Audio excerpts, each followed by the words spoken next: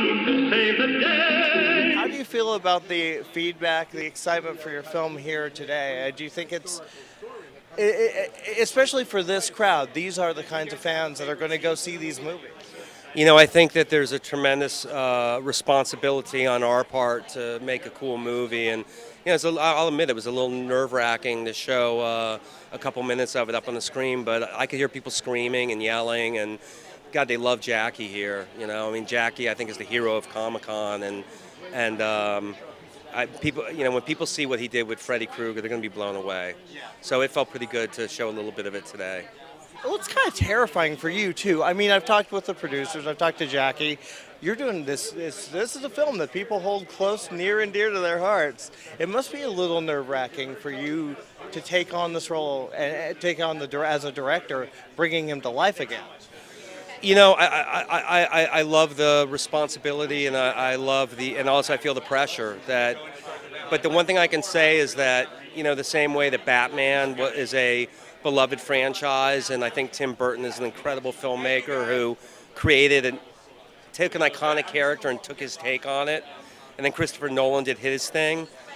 I'd like to say, although I'm not comparing myself to those filmmakers, that why can't Freddy and Nightmare be reinvented in the same way? And people are going to recognize things that are the same, and some things will be different, but I'm very proud of what we did, and I really think that people will dig it. Now let's talk about this, man. It's so brave. I mean, you're dealing with a lot of criticisms, a lot of people on the internet. Now. Yeah. Yeah. Has it gotten easier? No, it never gets easier, honestly. Can I tell you it's horrible? I mean, it is truly horrible to put your heart into something and then have people rip it apart before they've even seen it. We don't mind the criticism once people see it. In fact, we think that discourse is actually great, and we get something out of it. What's hard is when people just out of the box dismiss it. People rip it apart just when they hear the idea that we might be doing it. You know, there's no way you can succeed at this. There's no way this movie could be good or scary.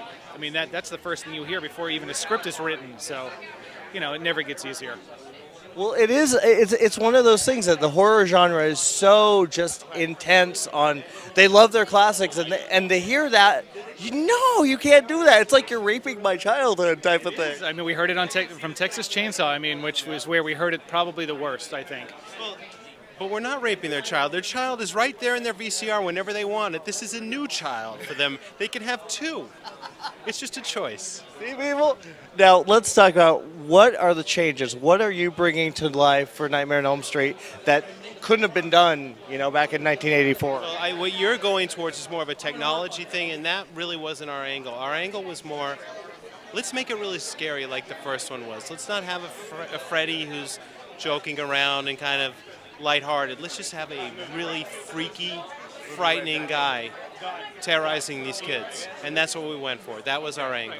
Where maybe you are afraid to fall asleep, because if you do, he will kill you. Yeah, that was the first thing. The first one, absolutely. You're like, I don't want to sleep for a week. If the characters are staying awake and doing their best, and there goes the box. You know that. You know, you really, as an audience member, you don't want them to fall asleep, because what's going to happen is scary, awful, horrifying, everything, and that's what we really went after. Nice.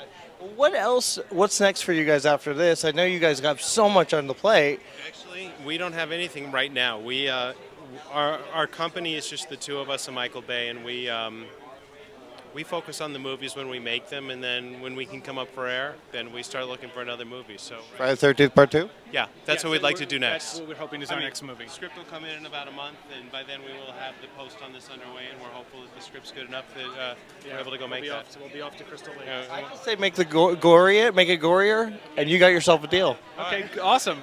We'll deliver how do you feel about nudity? Deliver carnage. Yes! You need more. It's Friday the 13th. It's TNA. That's the point. Yeah, that's what we thought. Watchmen kicked ass, by the way. Dude, thanks. I loved Watchmen. I just thought I can't wait to see the director's cut. I haven't seen it yet. I've seen it. I like it better. Awesome. Good to hear. Good to hear. Now, I want to talk about everything, but let's talk about Nightmare on Elm Street, dude. It took a couple of... That's brave, man. You're taking on Robert Englund's role. Dude, you know, how could I not? You know, I saw it on the internet. People were suggesting me for the role. I was like, And when the guys came to me, it's like, man, they offered me to play Freddy Krueger, you know, one of the most iconic characters ever. You know, Robert, you know, did an amazing job with this character, and I'm just thrilled to be able to get to, you know, if somebody else is going to do it and they're re-envisioning it and going back, I'm thrilled that I got to do it. What kind of makeup are we talking here? How long did you spend under? I mean, is it really thick like that, or is it kind of more subdued? That's what I'm hearing. It is. It's whatever it looks like. It's 3.5 hours in, an hour out. I mean, it was very arduous. Took a while to kind of acclimate to it, to get used to it, but it looks phenomenal. I'll tell you, man. The second day I put it on, Andrew Clement, the designer, showed me a picture of what we had done the day before, and I have to tell you, man, seeing the look of it, it's so good. Like it made it to where, you know, I could sit there for 3.5 hours. It's like, wow, if it looks like that, let's do it. You know. You know what? Have you seen the originals? Do you compare it? Did you watch the originals to prepare? Well, you know, I'll tell you, I really kind of had to think long and hard about that before doing anything, and I decided to rewatch the first one, which is the one I saw in the movie theaters. I remember, you know, I've seen over the years, I know I've seen the third one and various pieces of other ones, and but it was, since I think we're paying more homage to the first one, we're really kind of re-envisioning that, and that's the story we're kind of retelling, and so that's where my focus was. And because it was also really the darker one, and I think Robert was, from what I understand, darker and more serious in that. So.